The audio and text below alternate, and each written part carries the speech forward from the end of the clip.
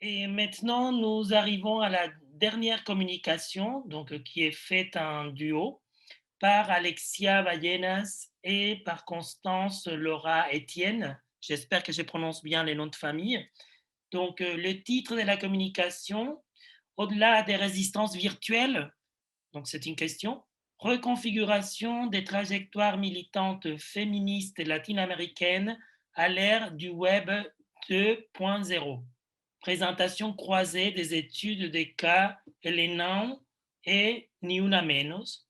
Alors, pour présenter brièvement, Alexia et Constance. Donc, Alexia est diplômée du master genre politique et sexualité de l'EHESS et actuellement assistante de recherche en sociologie à l'Observatoire sociologique du changement à Sciences Po Paris. Et ses recherches se situent au croisement des études sur les genres, la sociologie du numérique et la sociologie de l'action collective, avec un intérêt particulier pour les mouvements féministes et les mouvements anti-genre au Pérou et en Amérique latine. Constance Etienne, donc diplômée du master sociologie générale de l'EHESS, elle étudie les mouvements sociaux, pareil, à l'heure du web 2.0. Et voilà. Et ces terrains sont plutôt situés donc en France et au Brésil. Bonjour, merci encore pour cette présentation et merci pour l'invitation au colloque. Du coup, moi, je suis Alexia et on va essayer de faire cette présentation un peu en tandem. J'espère que Zoom va être généreux avec nous. Donc, euh, le Web 2.0 est un espace fondé sur une constante co-construction. Donc forgé par et pour les internautes, il permet à chacun d'être à la fois producteur et récepteur d'informations. Donc entre pratiques préexistantes et naissantes, l'espace du Web 2.0 reconfigure les stratégies de communication dans de nombreux domaines. Et contrairement au téléphone, à la radio ou à la télévision, ce canal de communication permet instantanément de traverser espace et échelle. Adoptés dans les sphères publiques tant que privées, les réseaux sociaux sont tout aussi présents au sein des mouvements sociaux actuels. Donc, à travers deux enquêtes menées au Pérou et au Brésil sur les mouvements féministes 2.0, Ni Una Menos et Elena, on voudrait aujourd'hui questionner, interroger les enjeux autour de l'espace numérique, le plus souvent cantonné à sa dimension communicationnelle. Euh, et pour cause, outre le médium de partage immédiat qui caractérise les réseaux sociaux, le lot de témoignages et de dialogues que suscitent ces mouvements féministes dessine peu à peu les contours d'une structure plus complexe. Au-delà du mot dièse, du hashtag Ni Una Menos et Elena, ils offrent ainsi des fondements pour un espace d'écoute, d'échange et de socialisation, voire de politisation. Donc, à travers des ethnographies menées aussi bien en ligne que hors ligne, cette analyse croisée qu'on a décidé de vous présenter aujourd'hui. On va vous présenter tout d'abord les mouvements qu'on a étudiés en vue de comprendre cette question de comment se configurent ou encore se construisent les carrières militantes des féministes latino-américaines d'aujourd'hui dans et à travers ces outils. Donc, après faire cette brève présentation des mouvements, on va vous présenter euh, les différentes pratiques à l'intérieur de l'espace privilégié euh, qu'utilisent ces femmes de ces mouvements, qui est Facebook. Euh, et parmi l'ensemble de ces pratiques, ces deux ethnographies ont pu observer des profils récurrents d'enquêtés. Donc notre seconde partie sera plutôt construite autour de 2 figures militantes, les anciennes et les nouvelles militantes, et notamment en quoi ces profils sont intrinsèquement liés à l'espace du Web 2.0. Donc, pour présenter brièvement le terrain péruvien, sur lequel moi j'ai travaillé. 2 ans avant MeToo en Amérique latine, c'est le mouvement très connu Ni Una Menos qui s'est attaqué à la dénonciation des violences faites aux femmes et notamment de son expression la plus brutale, le féminicide. Donc, il a été lancé depuis l'Argentine en juin 2015 et après une propagation très rapide, il a été adopté au Pérou 1 an après. Donc ce phénomène au Pérou est né de la création d'un groupe sur Facebook en juillet 2016 qui a gagné des milliers d'adhérents en quelques jours seulement, donc environ 70 000. Et ce groupe a été utilisé au début comme un espace où un nombre très élevé de femmes publiaient chaque jour, à leur tour, leurs expériences violentes en tant que femmes péruviennes. Quelques semaines après, cet espace virtuel de dénonciation, de mise en commun d'expériences traumatiques et de conscientisation collective du problème s'est transformé en ce qui a été considéré comme la manifestation de rue la plus grande de l'histoire du Pérou le 13 août 2016. Donc là, je laisse la parole à ma collègue Constance pour présenter son terrain brésilien. Donc, bonjour à tous et à toutes. Merci pour l'invitation au colloque. Et moi, en parallèle, je vais vous présenter le cas de #Elinão au Brésil et plus particulièrement à Rio.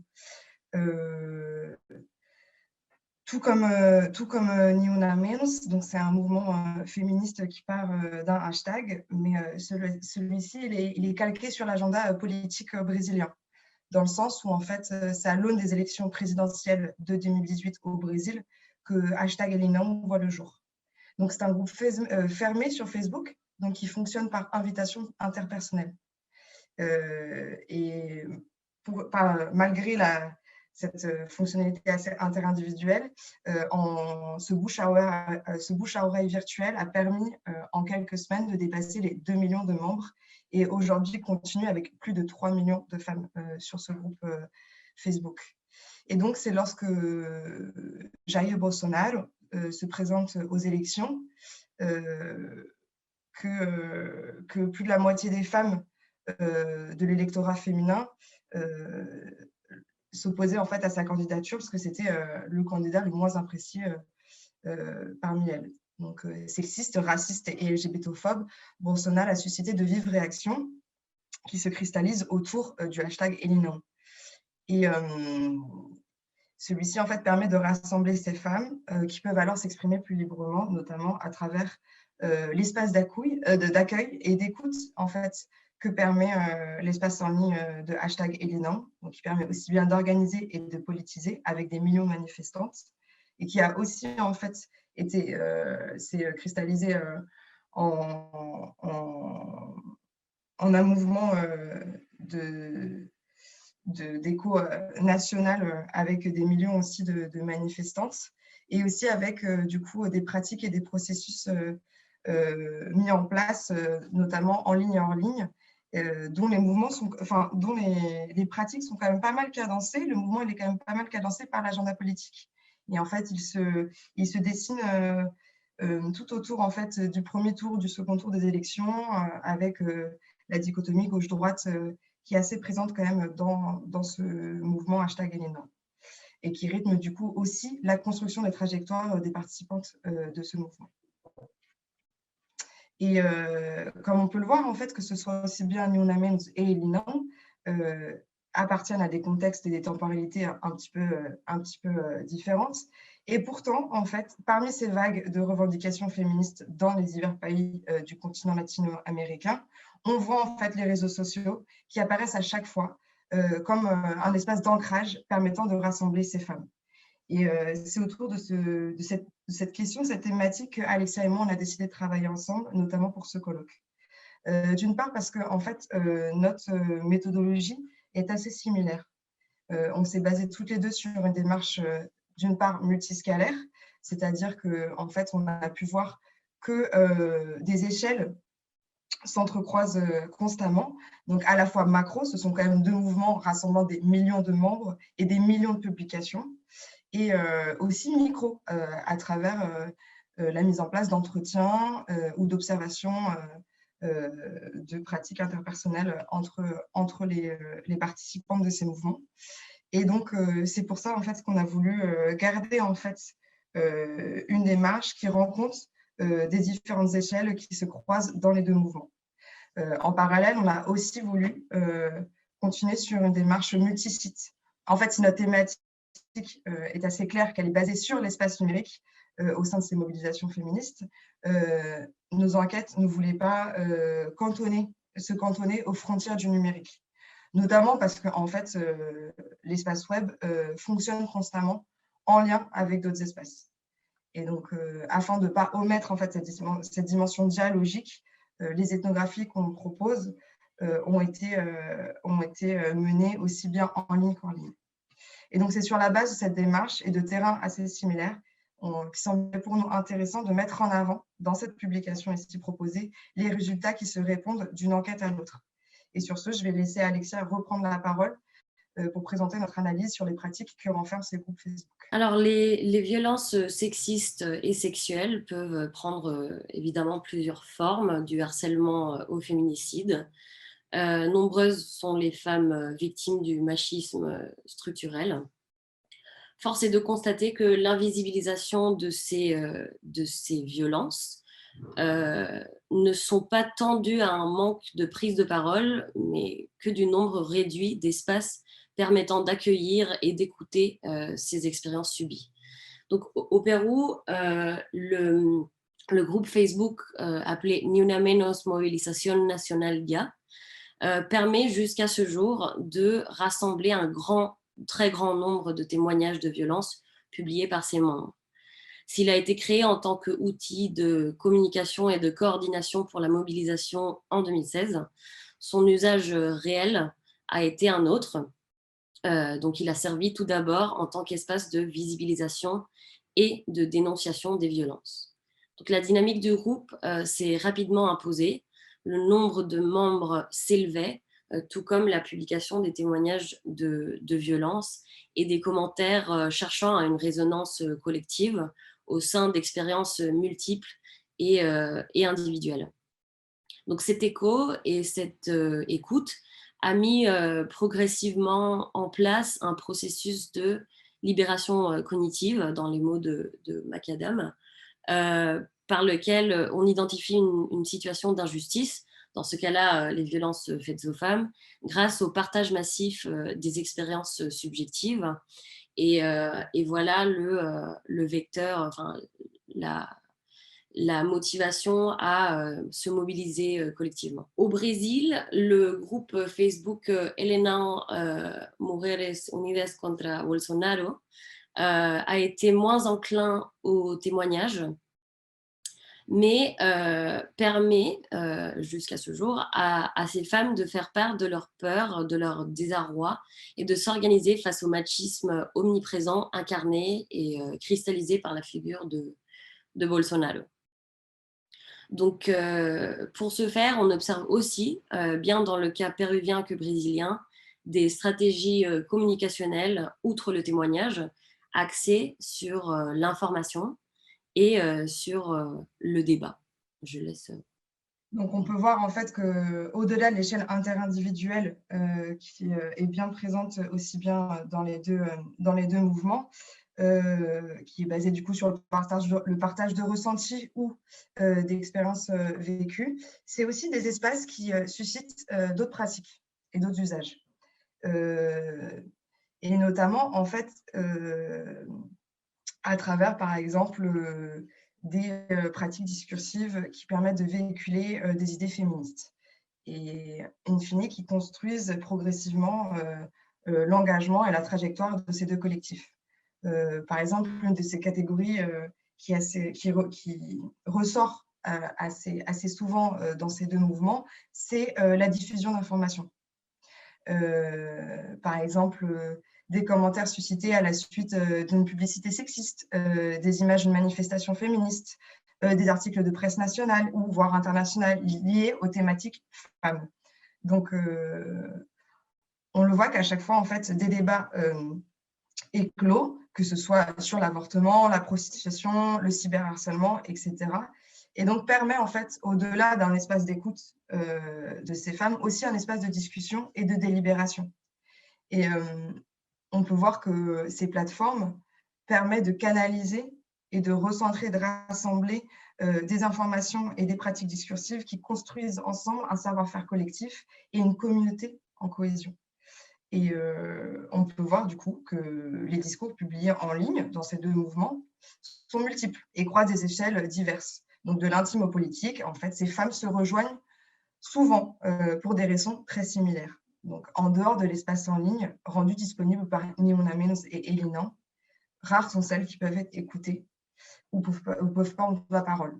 Donc si ces hashtags en fait sont issus à la suite d'initiatives ponctuelles, par exemple les revendications contre les féminicides au Pérou ou l'opposition aux candidats aux élections présidentielles au Brésil, ils permettent, au-delà de la dimension communicationnelle et organisatrice propre au Web 2.0, d'offrir des espaces d'écoute, de visibilité pour une grande partie de ses membres. Donc, une fois mise en place, en fait, cette écoute et cette visibilité résonnent de façon exponentielle. Et c'est cette résonance collective qui, en fait, alimente une dynamique qui permet d'inverser la passivité propre aux victimes de violences sexistes et sexuelles, et donc de prendre la parole et de faire acte en fait de soi, et donc de concrétiser cette action, parfois en action collective. Et c'est sur cette base en fait qu'on voudrait présenter du coup la deuxième partie de cette présentation, qui se focus un peu plus sur du coup les trajectoires militantes. En effet, donc, ces espaces de libération de la parole, ils existent en fait. Il y a déjà des collectifs, il y a des forums. Cependant, en fait, l'accessibilité, la visibilité et la quotidiennité en fait que caractérisent les réseaux sociaux permettent à un nombre beaucoup plus large de femmes de se saisir de cet espace numérique dégagé par Elina et hashtag Ni Una Menos. Et donc, au final, ces mouvements, comme beaucoup de pratiques aujourd'hui, s'inscrivent dans un contexte médiatique complexe, pour reprendre Bimber, et du coup qui se traduit par un déplacement des espaces de pouvoir vers les sphères médiatiques. Et ça, les mouvements sociaux l'ont bien compris. Et donc, le Web 2.0, au-delà du médium communicationnel, devient aussi un espace qui concentre des enjeux autres en fait que la propre communication et l'organisation. En fait, sa malléabilité, caractéristique de l'espace en ligne, permet à ces femmes de mobiliser les réseaux sociaux au sein de leur quotidien. Et donc, on peut voir en fait que ces pratiques numériques et militantes qui se construisent et se répondent se retrouvent dans la plupart de nos enquêtés. Et on voit des profils en fait récurrents qui se dégagent, aussi bien chez Ni Una Menos que chez Elina. Notamment en fait dans la construction de leur carrière militante.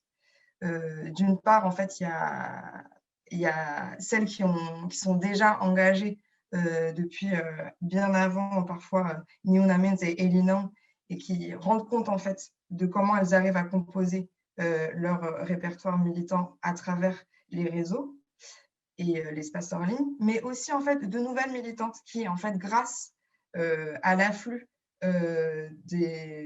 d'informations, de discours et de pratiques qui sont rassemblés sur ces espaces, deviennent progressivement en fait, des nouvelles militantes. Et c'est sur cette base en fait, qu'on va présenter leur trajectoire de chacun de ces profils, toujours avec un lien étroit avec les pratiques numériques de chacune. Et Alexia, je te laisse reprendre la parole. Oui, donc pour commencer avec ce qu'on a nommé les militantes habituées, en fait, l'étude de ce profil qui ressort parmi les enquêtées péruviennes et brésiliennes renvoie à un constat régulier. Donc l'espace Web 2.0 prend part aux espaces de lutte car les pratiques qu'ils renferment permettent une plus grande visibilité et capacité d'organisation. Donc les observations en ligne et les entretiens menés aussi bien sur le terrain péruvien que brésilien nourrissent ce constat, mais laissent entrevoir des spécificités propres à chaque mouvement. Pour le cas du Pérou, l'organisation de la lutte contre les violences dans le cadre de Ni Una Menos s'est appuyée dès le début sur un réseau féministe préexistant, soucieux des opportunités politiques qui se présentent et qui peuvent signifier une amplification du mouvement en soi. La forte médiatisation des cas de tentatives de féminicide de Arlette Contreras et de Lady Guillén en juillet 2016 a été l'élément crucial dans la réactivation des réseaux féministes péruviens qui ont décidé de faire appel à la mobilisation à travers les réseaux sociaux, conscients de leur portée et leur pouvoir de diffusion. Donc en ce sens, en faisant appel à la mobilisation en ligne, la communauté du mouvement féministe péruvien a créé une nouvelle voie pour produire des chances supplémentaires pour que des femmes externes, parfois externes au mouvement, s'engagent à leur côté. Et parmi ces entrepreneuses de causes féministes sont présentes les dites militantes habituées. Donc ce sont entre autres des professionnels du militantisme péruvien. Elles font partie usuellement des classes moyennes supérieures urbaines avec une éducation universitaire âgée entre 30 et 60 ans. Donc, comportant des savoirs militants divers, à la fois associés à des formes plus ou moins institutionnalisées, elles ont créé le groupe Facebook Ni Una Menos Movilización Nacional Dia à des fins de coordination et en tant qu'outil de communication, d'organisation de la mobilisation, mais sans savoir que le groupe se transformerait rapidement en une ardoise de témoignages de violence.